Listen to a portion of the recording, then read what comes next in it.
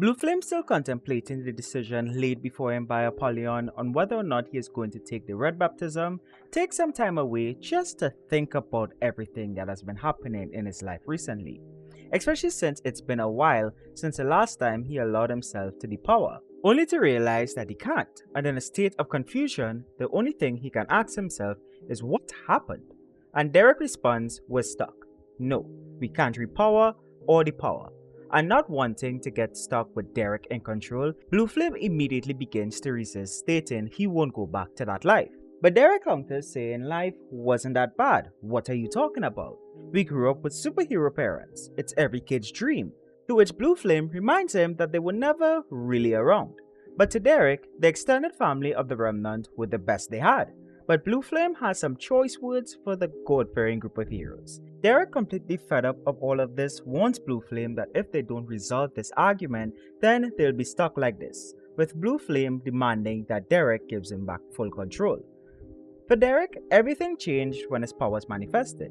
When he started flaming, it was terrifying, and Blue Flame blamed Kaylee and Alex, which is actually 100% true.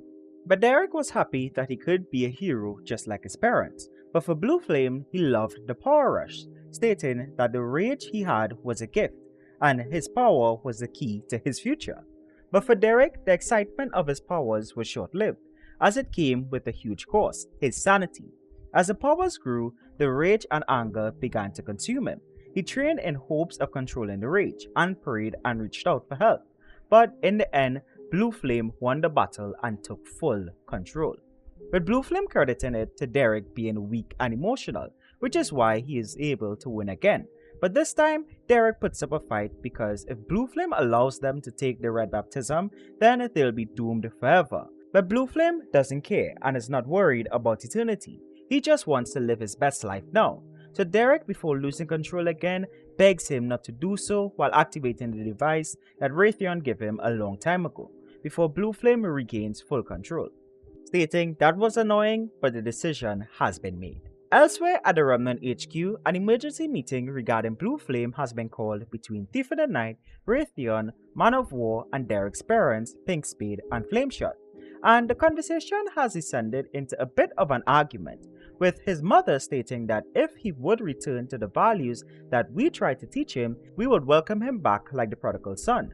But Man of War disagrees, saying many people make reference to the parable, forgetting that story wasn't about the person changing their wicked ways and being welcomed back. It was about the forgiveness his brother needed to give. He saw the prodigal son not only throw away his family's fortune, but he tarnished their name. He felt jealousy and anger when his brother seemed to be praised because he came back. And Raytheon, who objected to his first statement, asked Man of War to clarify what he is trying to get to. So Man of War uses the biblical account of when the man who was possessed wanted to join Jesus and the disciples, but Jesus didn't let him join them, not because he hadn't forgiven him, but because he knew the man was trying to lead the people and family that witnessed his possession. The man didn't want to live with the people who had seen him at his worst. He was too ashamed because he believed they now thought of him as a madman. So in the case of Blue Flame, Man of War says that people won't forget what he has done, and it is something he will have to learn to live with. And the rest of the squad is kind of in full objection, with their main concern being to focus on saving the soul of the kid who they all pretty much had a hand in raising, and not judging or supposedly bad PR that will come with bringing him into the Remnant. To which Man of War follows up by saying forgiveness is not forgetting, and that he was merely pointing out that people may have a hard time believing that he would change his ways and they would be wary. Flameshot, completely pissed off at this point, wants Man of War to remember that when you point at someone in judgment, you have three fingers pointing back at you. And Man of War clarifies that his intent was not to throw stones, he just thought that if their son does change his ways, he might be carrying more baggage than he even realizes, with Flameshot leaving the meeting room responding, more than you realize. After hearing all that Man of War said regarding his son, it only confirmed to Alex how low everyone will think of him if they knew he was a hired assassin in the past, wondering if they would fully trust him if they knew. But as he ponders on this thought, some thieves come up with the unfortunate decision to rob a woman and a son while Alex was around. And you probably guessed the outcome. Alex intervenes, and with little to no resistance, of course, he puts them down. And we end this issue with the woman thanking Jesus that Alex was there to rescue them, with Alex saying, "That's right," and thinking to himself, maybe someday my past will come back to haunt me, but today I am a hero. And with that, let's put Blue Flame issue 0 on our Christian fiction judgment scale. And honestly, it's been a while since I gave a Remnant issue a solid 5 out of 5 on all categories. I think the last one was Distant Thunder issue 1, which I think I covered back in February, because this comic has made its way to probably my 6th or 7th favorite comic out of the 26 comics I have covered from the Remnant series thus far.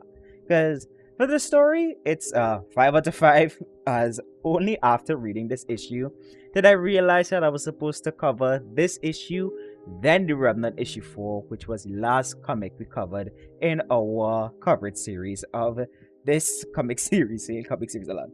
But I loved this issue, especially the direction they took with Blue Flame and the whole schizophrenia angle and the whole multiple personality disorder he's suffering from between his regular human self and the alter ego of his powers, which is something we've seen in other popular fictional franchises. But to see it in the context of the Remnant and how they handled it, I really liked it a lot.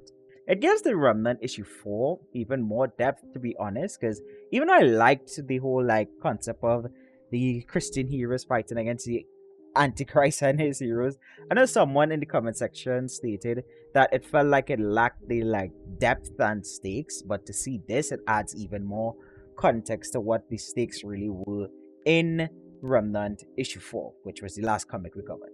Because Blue Flame signing with Apollyon has been a major narrative point throughout the Remnant series thus far, and to finally see the struggle he endures from his perspective and not the outside perspective of his parents, sad that their son has turned to following the Antichrist, and other characters' interactions with him, or distant interactions and stuff, and learning that his powers is the cause of what has driven him insane, yet he's still fighting to do good and follow the values instilled in him by his parents and extended family, is honestly one of the most interesting concepts and things that I have seen from the series thus far, and I am 26 issues deep.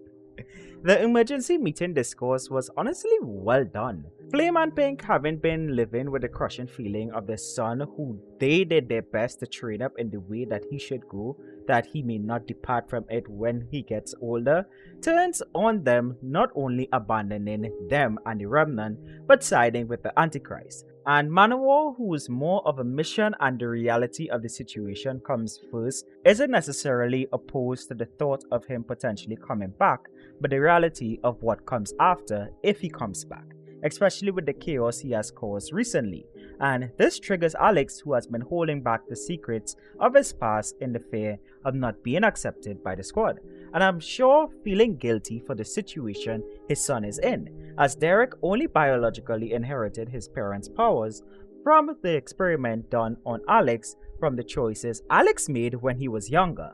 And if Manowar has such a strong stance towards his son, Alex could only imagine their reaction when they learned that he was a hired assassin and an underworld crime boss for many years. I love the narrative direction of this issue, and I believe everything worked well. Yes, even the swearing in the panels of a Christian-themed comic, which in my opinion I have been opposed to in a lot of the prior issues of the Remnant, and some of you have also voiced your perspective to this in the previous comment section, with the general consensus mainly coming down to the context of who is swearing. That if the Christian heroes are swearing, that's a problem, but if it's the Antichrist and his band of lackeys swearing, that context, you guys don't really have a problem with it. I felt like it was suitable for Blue Flame in this context, especially with the fighting, especially with him fighting the split personality direction it took with this issue.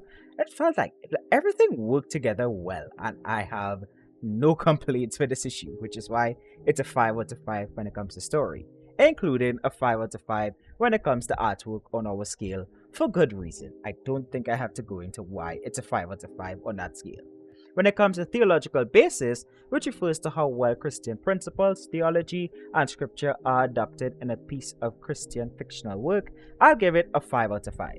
This is one of those issues that fuels my reason to why I refer to the Remnant as the Christian Justice League, primarily because of the way they merge theology with superhero fantasy. Metaphor drawing from a parable and miraculous event of Jesus, while the application may be a bit skittish as the squad did take some offense to where his priorities seem to be placed, and I had to double check the whole thing on the possessed man being too ashamed to go back, so that was the reason he wanted to run away with Jesus. I liked how everything was woven together, both theologically, narrative wise, and the overarching story that they've been trying to tell with the Blue Flame arc. I really like how it was all put together, and I have no complaints at all, to be honest.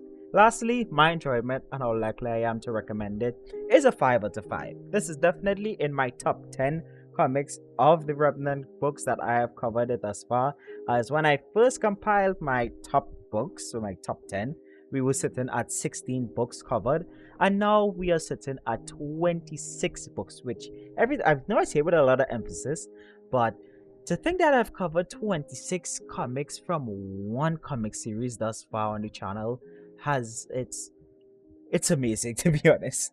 And this issue definitely beats some of those issues from the Remnant that are currently in my top 10. Probably like it's definitely better than some of the ones that I know it's definitely better than some of the ones I have that sit around number 11 to number 7. So it's definitely in my top 10.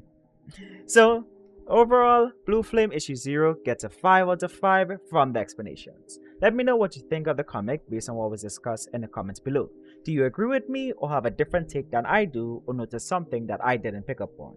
Link to purchase the comic will be in the description.